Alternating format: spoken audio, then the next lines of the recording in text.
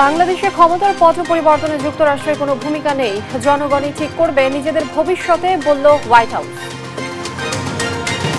সারা দেশে স্বাভাবিক হচ্ছে থানার কার্যক্রম, চলছে সীমিত পরিসরে সেবা, সড়কে শৃঙ্খলার কাজে ফিরেছেন ট্রাফিক সদস্যরা। 24 দিন পর সারা দেশে লোকাল ও কমিউটার ট্রেন চলাচল শুরু, বৃহস্পতিবার চলবে আন্তনগর, যাত্রীদের মাঝে স্বস্তি।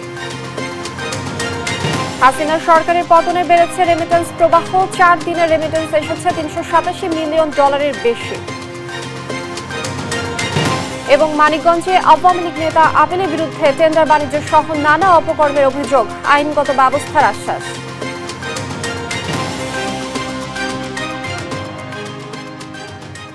দেখছিলেন শিরোনাম সংবাদ সকালে, সঙ্গে আছি আমি লিনিয়া আফরোজ। বাংলাদেশের ক্ষমতার পট পরিবর্তনে যুক্তরাষ্ট্রের কোনো ভূমিকা নেই বলে স্পষ্টভাবে জানিয়েছে হোয়াইট হাউস। তবে জনগণের গণতান্ত্রিক ভবিষ্যৎ নির্ধারণ করতে অন্তর্বর্তী সরকারের সঙ্গে কাজ করতে প্রস্তুত যুক্তরাষ্ট্র। এদিকে ক্ষমতার পালাবদলকে বাংলাদেশের অভ্যন্তরীণ বিষয় বলে জানিয়েছেন চীন ও রুশ রাষ্ট্রদূত। বিস্তারিত রায়হান কবির শুভ্র ডেস্ক রিপোর্টে। ক্ষমতাচ্যুত হওয়ার পর নীরবতা ভেঙে গণমাধ্যমে কথা বলেছেন সাবেক প্রধানমন্ত্রী ও আওয়ামী লীগের সভাপতি শেখ হাসিনা। ক্ষমতাচ্যুত করার জন্য যুক্তরাষ্ট্রের মতো বিদেশি শক্তিকে দায়ী করেছেন ভারতে অবস্থানরত সাবেক প্রধানমন্ত্রী। শনিবার দলের নেতাকর্মীদের উদ্দেশ্যে দেওয়া এক বার্তায় এ অভিযোগ করেছিলেন তিনি। তবে শেখ হাসিনার এমন অভিযোগকে সরাসরি নাকচ করে দিল যুক্তরাষ্ট্র। স্থানীয় সময় সোমবার হোয়াইট হাউসের প্রেস সেক্রেটারি কারিন জিন পেয়ার জানিয়েছেন, বাংলাদেশের ক্ষমতার পট পরিবর্তনে যুক্তরাষ্ট্রের কোনো ভূমিকা নেই। আমাদের আদৌ কোনো সম্পৃক্ততা ছিল না। যুক্তরাষ্ট্র সরকারের এই ঘটনায় জড়িত থাকার কথা নিছক মিথ্যা। আমরা বিশ্বাস করি বাংলাদেশি জনগণেরাই বাংলাদেশ সরকারের ভবিষ্যৎ নির্ধারণ করবে। আমরা বাংলাদেশের পাশে আছি। এদিকে বাংলাদেশের ক্ষমতার পালাবদলকে অভ্যন্তরীণ বিষয় হিসেবে অভিহিত করে অন্তর্বর্তী সরকারের সঙ্গে কাজ অব্যাহত রাখার কথা বলেছেন ঢাকায় চীনের রাষ্ট্রদূত ইয়াওয়েন। একই ধরনের প্রতিক্রিয়া দিয়েছেন ঢাকায় রাশিয়ার রাষ্ট্রদূত আলেকজান্ডার মন্তিস্কো। সোমবার রাষ্ট্রীয় অতিথি ভবন পদ্মায় অন্তর্বর্তী সরকারের পররাষ্ট্র উপদেষ্টা তৌহিদ হোসেনের ব্রিফিংয়ে যোগ দেওয়ার পর সাংবাদিকদের সঙ্গে এসব কথা বলেন তারা। রায়হান কবির শুভ্র, নিউজ ডেস্ক, দেশ টিভি। কর্মবিরতির পর থানায় ফিরতে শুরু করেছেন পুলিশ সদস্যরা। এ বিষয়ে বিস্তারিত জানাচ্ছেন বরিশাল থেকে সহকর্মী শফিক মুন্সি। বরিশালে আইন শৃঙ্খলা পরিস্থিতি সেটা কিন্তু আগের যে জায়গায় সেই জায়গায় যেমন ফিরে আসছে, একই সাথে আমরা দেখেছি যে গত কয়েকদিন যে পরিস্থিতি ছিল নাজুক অবস্থা, সেই নাজুক অবস্থাটাই কাটিয়েও আসলে উন্নতি হচ্ছে সার্বিক পরিস্থিতির। এবং আমরা এখন দাঁড়িয়ে আছি বরিশাল কোতোয়ালি মডেল থানায়, এবং আমরা যেটা জানতে পেরেছি যে এই থানায় কিন্তু 152 জন আসলে সদস্য নিয়মিতভাবে আসলে দায়িত্ব পালন করেন, কিন্তু তাদের মধ্যে 3 জন তারা আগেই আসলে ছুটি নিয়েছিলেন, তা 3 জন বাদে সবাই আসলে দায়িত্ব পালন করছেন। এবং গত কয়েকদিন যাবৎ যে বিষয়টি আমরা লক্ষ্য করেছিলাম যে ইউনিফর্ম পরিহিত পুলিশ সদস্যদের উপস্থিতি কিন্তু কম ছিল সব জায়গায়, কিন্তু সেই জায়গাটাকে কিন্তু গতকাল থেকে কেটে গেছে। আমরা দেখেছি যে পুলিশ সদস্যরা তাদের নিয়মিত যে দায়িত্ব সেটি কিন্তু তাদের ইউনিফর্ম পরেই পালন করতে পারছেন। তারা নগরে জুড়ে যেমন টহল দিচ্ছেন, একই সাথে থানার যে কার্যক্রম সেই কার্যক্রমও কিন্তু বেশ গোছালো এবং ত্বরান্বিত হয়েছে।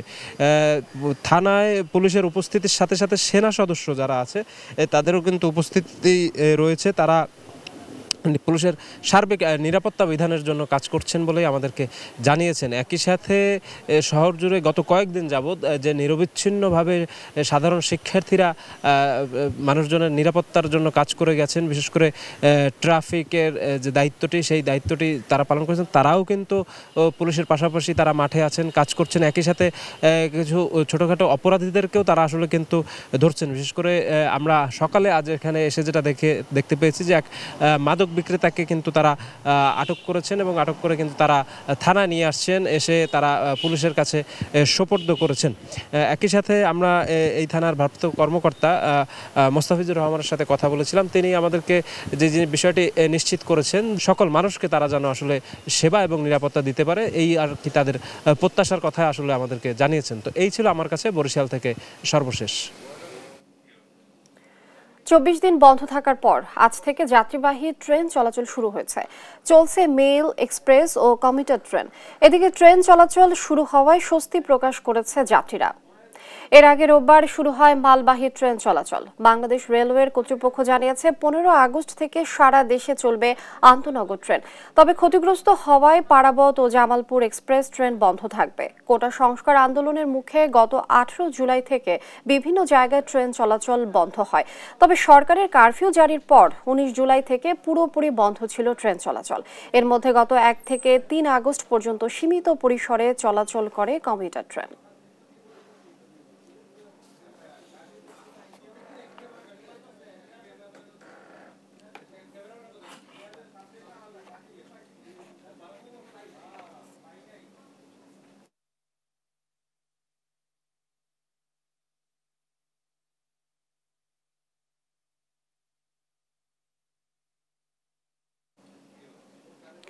সড়কে শৃঙ্খলার কাজে আজও ট্রাফিক সদস্যদের পাশাপাশি আছেন শিক্ষার্থীরাও।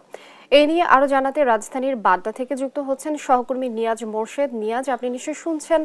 নিয়াজ, ট্রাফিক সদস্যরা পুরোদমে কাজ শুরু করেছেন কিনা এই বিষয়টি অবশ্যই জানাবেন। আর একটি কথা, আর শিক্ষার্থীদের মাঝে আসলে স্বতঃস্ফূর্ততা কেমন দেখছেন, সবকিছু মিলে আমাদেরকে জানাবেন।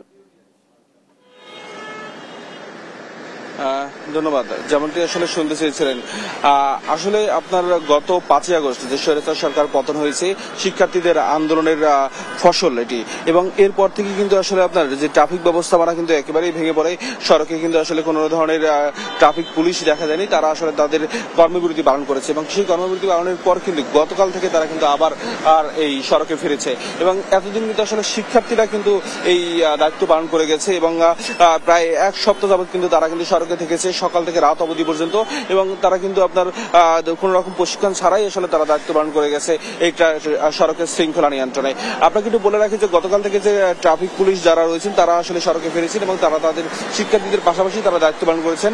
আমি সকাল থেকে আপনার মহাখালী এবং আপনার 7 রাস্তা, নাবিস্কো এবং আপনার মৌচাক, মগবাজার আর এই এবং রামপুরা, বাড্ডা থেকে যেসব স্পট আমরা ঘুরেছি সেসব স্পটে কিন্তু আমরা দেখেছি কিছু কিছু জায়গায় আসলে ট্রাফিক পুলিশ রয়েছে, এবং আবার কিছু কিছু জায়গায় কিন্তু আসলে এখনো ট্রাফিক পুলিশ কিন্তু আপনার দায়িত্ব পালনের জন্য কিন্তু আসলে খুব কম দেখা গেছে। এবং তারা কিন্তু আপনার যেখানে যেসব জায়গায় ট্রাফিক পুলিশ আমরা দেখেছি, আজকে কিন্তু শিক্ষার্থীদের উপস্থিতি খুব কম দেখা যাচ্ছে, এবং শিক্ষার্থীরা কিন্তু আসলে বেশিরভাগ স্পটেই কিন্তু আসলে আমরা আজকে শিক্ষার্থীদের তেমন কোনো উপস্থিতি আমরা দেখতে পাইনি। তবে ট্রাফিক পুলিশের উপস্থিতি আমরা দেখতে পেয়েছি, যদিও সড়কে কিন্তু আজকে কিন্তু প্রায় যানজট কিন্তু এখনো রয়েছে, এবং প্রচুর কিন্তু গাড়ি কিন্তু আসলে আজকে আপনার সড়কে আছে, এবং সেই সাথে সাথে কিন্তু আপনার ট্রাফিক পুলিশ কিন্তু তাদের দায়িত্ব পালন করে যাচ্ছে। আর একটা বিষয় হলো আপনার শিক্ষার্থীরা কয়েকটা স্পটে শুধুমাত্র আমরা পেয়েছি, তবে আজকে বেশিরভাগ স্পটে শিক্ষার্থীদের আমরা পাইনি, এবং সেই সাথে আমরা কিন্তু গতকাল শুনেছিলাম যে আসলে আপনার ট্রাফিক পুলিশ কিন্তু শিক্ষার্থীদের সাথে নিয়েই কাজ করতে চায়, এবং যেসব সংস্কার করে যেসব নিয়ম আসলে আপনার ট্রাফিক পুলিশের সাথে শিক্ষার্থীরা দিয়ে গেছিল, যে লাইনগুলো চলবে এক একটা আপনার যেসব লেন আলাদা আলাদা চলবে, এবং আলাদা আলাদা লেনে আলাদা আলাদা গাড়ি চলবে, এবং সেই সাথে যে আপনার জনগুরুত্বপূর্ণ এবং যেসব আপনার যানবাহন রয়েছে যেমন অ্যাম্বুলেন্স, তাদেরকে আসলে খুব দ্রুত আপনার পার করে দেওয়া হবে। তেমনটি আসলে কিন্তু আপনার আজকেও কিন্তু আমরা দেখেছি আসলে কয়েকটা জায়গাতে আসলে সেইভাবে কিন্তু ট্রাফিক পুলিশ তাদের দেখানো সিস্টেম অনুযায়ী কিন্তু আসলে তারাও আসলে কাজ করে যাচ্ছে, এবং তারা কিন্তু চেষ্টা করে যাচ্ছে যে সড়কের যেন শৃঙ্খলা আবার ফিরিয়ে আনা হয়। এই ছিল আমার কাছে রাজধানীর বাড্ডা থেকে সর্বশেষ তথ্য। নিয়াজ, অসংখ্য ধন্যবাদ আপনাকে। দর্শক, নিয়াজ আমাদের সহকর্মী জানাচ্ছিলেন বাড্ডা থেকে আইন শৃঙ্খলা পরিস্থিতির বিষয়টি। ক্ষমতাচ্যুত প্রধানমন্ত্রী শেখ হাসিনাকে প্রধান আসামি করে আন্তর্জাতিক অপরাধ ট্রাইব্যুনালে মামলা করতে অন্তর্বর্তী সরকারের কাছে দাবি জানিয়েছে বৈষম্য বিরোধী ছাত্র আন্দোলন। সোমবার বিকেলে এক বিক্ষোভ সমাবেশে দাবি জানায় সংগঠনটির সমন্বয়করা। খুনিদের পুনর্বাসন চিন্তা করলে কাউকে ছাড় দেয়া হবে না বলেও হুঁশিয়ারি উচ্চারণ করেন তারা। মাইনুদ্দিন আরিফের রিপোর্ট। ছাত্র জনতা হত্যার দায়ে সাবেক প্রধানমন্ত্রী শেখ হাসিনার বিচারের দাবিতে বিক্ষোভ সমাবেশ করে বৈষম্য বিরোধী ছাত্র আন্দোলনের শিক্ষার্থীরা। সোমবার বিকেলে ঢাকা বিশ্ববিদ্যালয়ের বিভিন্ন হল থেকে মিছিল নিয়ে রাজু ভাস্কর্যের পাদদেশে জড়ো হন তারা। ছাত্র সমাবেশে ছাত্র জনতা হত্যার অভিযোগে আন্তর্জাতিক অপরাধ ট্রাইব্যুনালে শেখ হাসিনা এবং তার সহযোগীদের বিরুদ্ধে মামলা করার দাবি জানান সমন্বয়করা। খুনি হাসিনাকে প্রধান আসামি করে এবং অন্যান্য যারা তার সহযোগী ছিল, এই ফ্যাসিজমের যারা ফুট সোলজার ছিল, তাদেরকে আসামি করে এই অন্তর্বর্তীকালীন সরকারের কাছে আমরা দাবি করছি খুনি হাসিনাকে আসামি করে আন্তর্জাতিক অপরাধ ট্রাইব্যুনালে মামলা দায়ের করতে হবে। কয়েকজন উপদেষ্টা এবং কয়েকটি গণমাধ্যম খুনিদের পুনর্বাসন করতে চায় এমন অভিযোগ করে তারা বলেন, এমন চিন্তা পরিহার না করলে তাদেরও টেনে নামানো হবে। আমরা সচেতন করে দিতে চাই উপদেষ্টাদের, আপনারা সচেতন হয়ে যান, আপনাদেরকে ছাত্র জনতা প্রতিহত করবে। সুতরাং খুনিদেরকে পুনর্বাসন করার কোন ধরনের চিন্তা আপনারা করবেন না। আমরা দেখতে পাচ্ছি কিছু কিছু গণমাধ্যম খুনিদের পুনর্বাসনের ষড়যন্ত্র লিপ্ত হচ্ছে। আমরা আপনাদেরকে হুঁশিয়ার করে দিতে চাই, আমরা আপনাদেরকে আহ্বান করতে চাই, আপনারা জনতার কাতারে নেমে আসুন। প্রশাসনে থাকা স্বৈরাচার ও ফ্যাসিবাদের দোসররা অন্তর্বর্তীকালীন সরকারের বিরুদ্ধে কু করার চেষ্টা করছে বলেও অভিযোগ করেন সমন্বয়করা। আমরা দেখছি আমলাতন্ত্রের বিভিন্ন পর্যায়ে কিছু স্বৈরাচার আর ফ্যাসিবাদের হায়না এবং শকুনরা কু করার চিন্তা করছে। আমরা জানিয়ে দিতে চাই, বাংলাদেশের ছাত্র নাগরিক যখন এক হয়েছে, তখন আপনাদের এসে কুকুরের মতো লেজ গুটিয়ে পালাবে। আওয়ামী সন্ত্রাসীরা অপকর্ম করছে দাবি করে ছাত্র সমাজ শক্ত হাতে তা দমন করবে বলেও হুঁশিয়ারি দেন তারা। বিদেশে বসে এখনো এই দেশের মানুষের বিরুদ্ধে তিনি ষড়যন্ত্র করে যাচ্ছেন। আমরা ছাত্র জনতা এই ফ্যাসিবাদী হাসিনা এবং আওয়ামী লীগের সমস্ত ষড়যন্ত্রকে রুখে দেব। 15 আগস্ট নিয়ে ষড়যন্ত্র আঁকছে, কোনোভাবেই 15 আগস্ট নিয়ে তাদের ষড়যন্ত্রকে আমরা সফল হতে দেব না। মাইনুদ্দিন আরিফ, দেশ টিভি, ঢাকা। স্বৈরাচারী শেখ হাসিনা সরকারের পতনের পর দেশে রেমিটেন্স প্রবাহ বাড়ছে। মালয়েশিয়ার কুয়ালালামপুর সহ বিভিন্ন দেশের এক্সচেঞ্জ হাউসগুলোতে বেড়েছে প্রবাসীদের ভিড়। 7 থেকে 10 আগস্ট পর্যন্ত দেশে রেমিটেন্স এসেছে $387 মিলিয়ন, কিছুটা বেশি। বিস্তারিত ইফতেখার রেজা রিপোর্টে। 5 আগস্ট শেখ হাসিনা সরকারের পতন হয়। পতনের আগে ও পরে অর্থাৎ 1 থেকে 6 আগস্টের মধ্যে দেশে রেমিটেন্স এসেছে $95.65 মিলিয়ন। আর পতনের পর 7 থেকে 10 আগস্ট রেমিটেন্স এসেছে $387.12 মিলিয়ন। এর মধ্যে দুদিন ছিল সাপ্তাহিক ছুটি। সব মিলে চলতি আগস্টের প্রথম 10 দিনে দেশে রেমিটেন্স এসেছে $482.77 মিলিয়ন। ইন্টারনেট ও সংঘাতের কারণে প্রবাসীরা রেমিটেন্স শাটডাউন ঘোষণা দেন।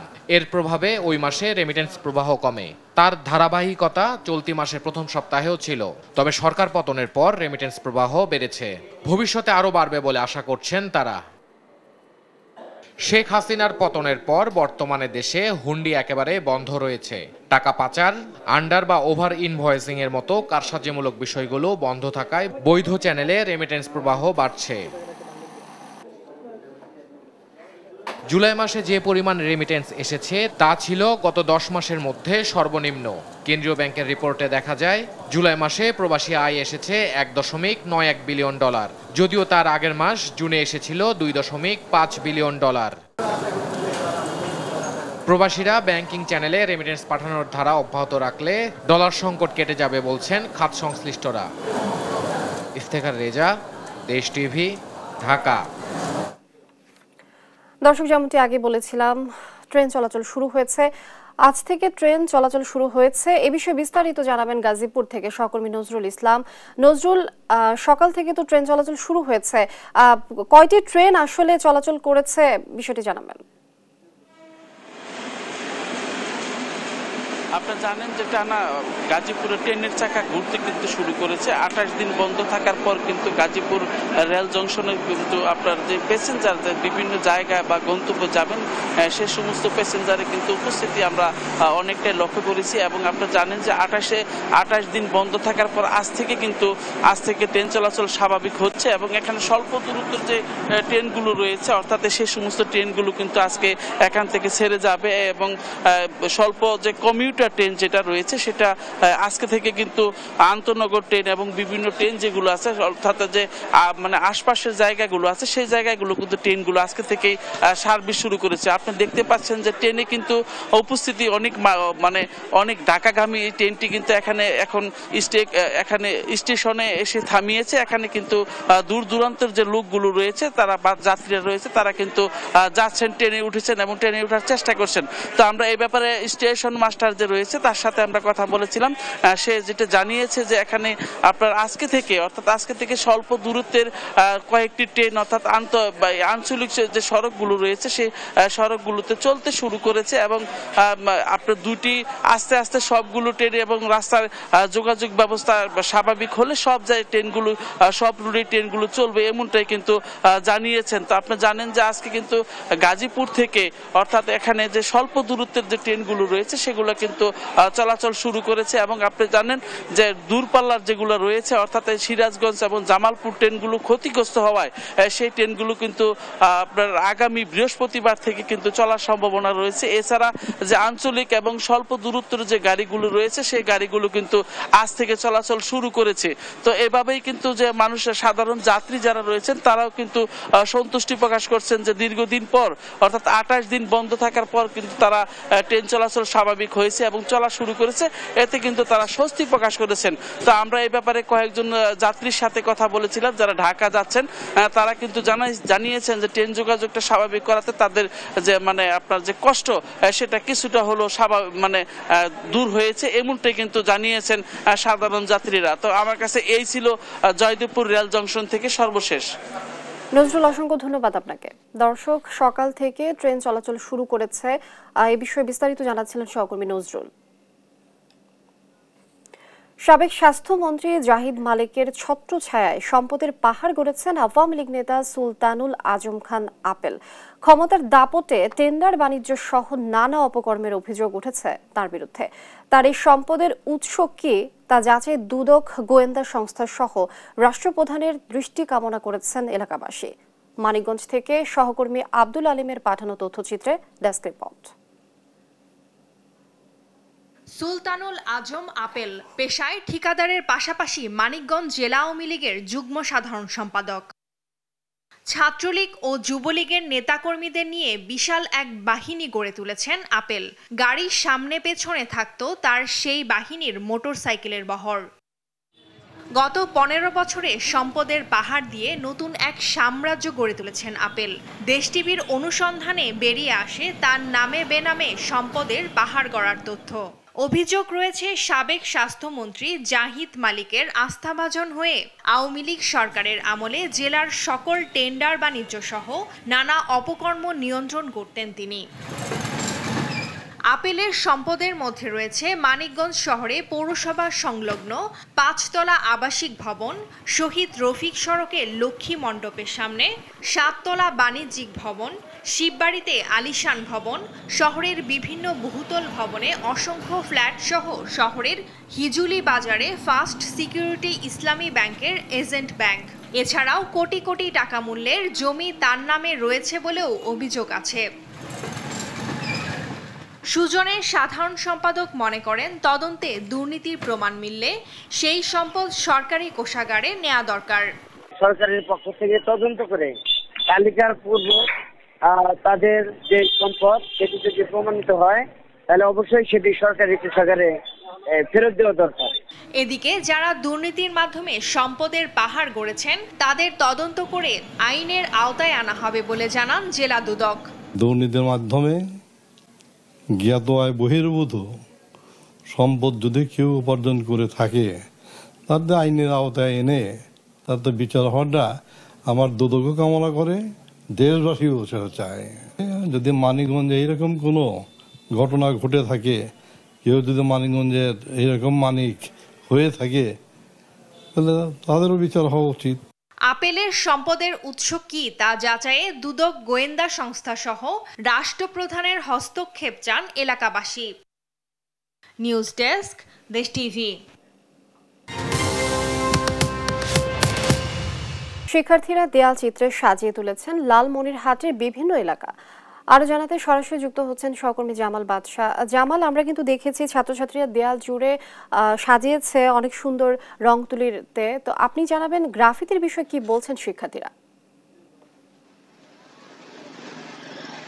লিনি, আসলে লালমনিরহাটে কিন্তু গত কয়েকদিন ধরে শিক্ষার্থী এবং বিভিন্ন যে সামাজিক সংগঠন, স্বেচ্ছাসেবী সংগঠনগুলো রয়েছে, সেই সামাজিক স্বেচ্ছাসেবী সংগঠন এবং যারা ছাত্র জনতার ব্যানারে আন্দোলন করেছিল, বৈষম্য বিরোধী ছাত্র আন্দোলন করেছিল, সেই ছাত্র আন্দোলনের নেতারা এবং সদস্যরা কিন্তু এই লালমনিরহাট শহরের মূল যে সড়ক মহাসড়কগুলো রয়েছে, সেই মূল সড়কের পার্শ্ববর্তী যে দেয়ালগুলো রয়েছে, সেই দেয়ালগুলো নানা ধরনের চিত্রাঙ্কন করছে এবং তাদের যে আন্দোলনের ভাষাগুলো সেখানে তারা ফুটিয়ে তুলছে। এবং অনেক জায়গায় আমরা দেখেছি যে শহরের সৌন্দর্য বৃদ্ধির ক্ষেত্রে দেয়ালগুলো কিন্তু বর্তমানে ফুটে উঠেছে এবং শহরের বেশ কয়েকটি দেওয়াল ঘুরে দেখেছি এখানে কিন্তু নীতিবাক্য এবং বেশ কিছু গুরুত্বপূর্ণ ব্যক্তিদের উক্তি আসলে লেখা হয়েছে, যেগুলো অনেকটা অনুপ্রেরণামূলক বলে মনে হচ্ছে।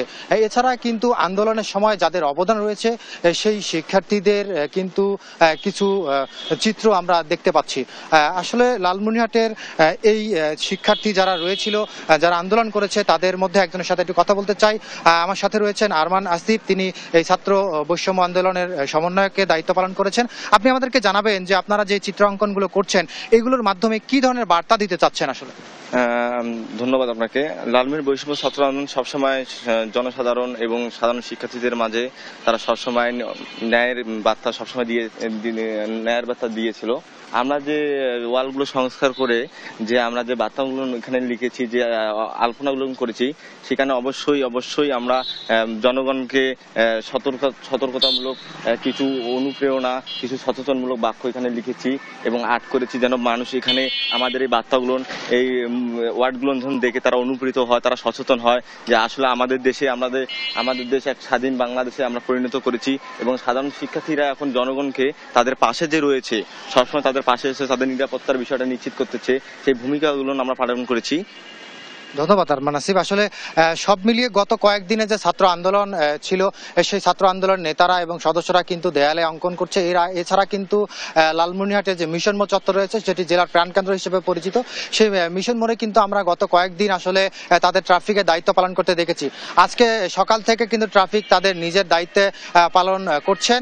এই কারণে কিন্তু আবার শিক্ষার্থীরা তাদের যে শিক্ষা প্রতিষ্ঠান সেখানে ফিরতে শুরু করেছেন। সব মিলিয়ে লালমনিরহাটের দেয়ালের চিত্র কিন্তু অনেকটাই পাল্টে গিয়েছে এবং লালমনিরহাট জেলা শহর থেকে শুরু করে জেলার বেশ কয়েকটি স্থানে আসলে চিত্র কিন্তু বেশ পাল্টে গিয়েছিল। এই ছিল লালমনিরহাট থেকে দেয়াল চিত্রের সর্বশেষ খবর। লিনিয়া। জামাল বাদশা, অসংখ্য ধন্যবাদ আপনাকে। দর্শক, শিক্ষার্থীরা দেয়াল চিত্র সাজিয়ে তুলেছেন লালমনিরহাটের বিভিন্ন এলাকায়। এই বিষয়ে বিস্তারিত জানাচ্ছিলেন সহকর্মী জামাল বাদশা। ক্যাপ্টেন মহিউদ্দিন জাহাঙ্গীর সেতুতে অতিরিক্ত টোল আদায় বন্ধে গণ অধিকার পরিষদ বিক্ষোভ মিছিলের ডাক দিয়েছে। এ বিষয়ে বিস্তারিত জানাতে চাঁপাইনবাবগঞ্জ থেকে যুক্ত হচ্ছেন সহকর্মী তারেক রহমান। তারেক, এ বিষয়ে বিস্তারিত জানাবেন। ধন্যবাদ আপনাকে। আমরা এই মুহূর্তে দাঁড়িয়ে আছি চাঁপাইনবাবগঞ্জ সোনা মসজিদ মহাসড়কের 12 ঘরিয়া এলাকার বীরশ্রেষ্ঠ ক্যাপ্টেন মহিউদ্দিন জাহাঙ্গীর প্রান্তে, 12 ঘরিয়া প্রান্তে। আপনাদেরকে জানিয়ে রাখি, 1993 সালে এই বীরশ্রেষ্ঠ ক্যাপ্টেন মহিউদ্দিন জাহাঙ্গীর সেতুটি নির্মাণ করে সড়ক ও জনপথ বিভাগ। এরপর তাদের কথা ছিল 16 বছর পার হয়ে গেলে এই ব্রিজে আর কোনো টোল আদায় করা হবে না। কিন্তু গণ অধিকার পরিষদের নেতৃবৃন্দ আমাদেরকে যে বিষয়টি জানিয়েছিলেন, তারা স্থানীয় সড়ক বিভাগের সাথে যোগাযোগ করেছিলেন টোল বন্ধের ব্যাপারে। তারা বলেছেন ছোট যে 2 চাকা এবং 3 চাকার যে যানবাহনগুলো আছে, এই যানবাহনগুলো তারা টোল মুক্ত চান। তারা কিন্তু 2 বছরের জন্য সড়ক ও জনপথ বিভাগ এই টোলটি কিন্তু ইজারা দিয়েছেন। তারা কিন্তু এখন টোল আদায় করে থাকতে পারেন। কিন্তু কিছুক্ষণ আগে আমরা যে বিষয়টি দেখতে পেয়েছি, 10টার দিকে স্থানীয় সেনাবাহিনী এবং বিজিবি সদস্যরা কিন্তু এই টোল ঘরে এসেছিলেন। টোল ঘরে এসে কিন্তু তারা আপাতত কিন্তু টোল বন্ধ করে দিয়েছেন এবং এই যে গণ অধিকার পরিষদের নেতৃবৃন্দ আছেন তাদের সাথে তারা কথা বলেছেন। কথা বলে যে বিষয়টি জানিয়েছেন যে আপাতত সব ধরনের টোল আদায় কিন্তু এই সড়কে বন্ধ থাকবে, এই ব্রিজে। আমরা আপনাদেরকে দেখাতে চাই যে গণ অধিকার পরিষদের নেতৃবৃন্দ একটি বিক্ষোভ মিছিল এবং মানববন্ধনের আয়োজন করেছেন। তারা কিন্তু এই মুহূর্তে কিন্তু বক্তব্য রাখছেন। আমরা আপনাদেরকে একটি সরাসরি দেখাতে চাই তাদের সেই দাবিগুলো তাদের কাছ থেকে আমরা জানতে চাই, আমাদের দর্শকদের জানাতে চাই তারা আসলে কোন দাবি নিয়ে, কি দাবি নিয়ে আজকে তারা রাস্তায় নেমেছেন। এই মুহূর্তে আমরা যে বিষয়টি দেখতে পেয়েছি, গণ অধিকার পরিষদের নেতৃবৃন্দ সেনাবাহিনীকে একটি লিখিত অভিযোগ দিয়েছেন। সেনাবাহিনী কিন্তু লিখিত অভিযোগটি নিয়ে কিন্তু আলাপ আলোচনার মাধ্যমে বিষয়টি সমাধান করার জন্য আশ্বস্ত করেছেন। আমরা একটু গণ অধিকার পরিষদের একজন নেতার সাথে কথা বলতে চাই, আসলে আপনাদের দাবি দেওয়া কি ছিল একটু বলবেন। আসসালামু আলাইকুম প্রিয় চাঁপাইনবাবগঞ্জবাসী, আজকে সকালের উদ্দেশ্যেই বলছি, আজকে আমাদের যে প্রথম দাবি ছিল 2 চাকা এবং 3 চাকার যানবাহনের টোল মুক্ত করা, সেই সাথে যে ব্রিজের যে সংস্কার কাজগুলো আছে সড়ক পরিবহনের মাধ্যমে আমাদের সেই সমস্যাগুলো তুলে ধরা।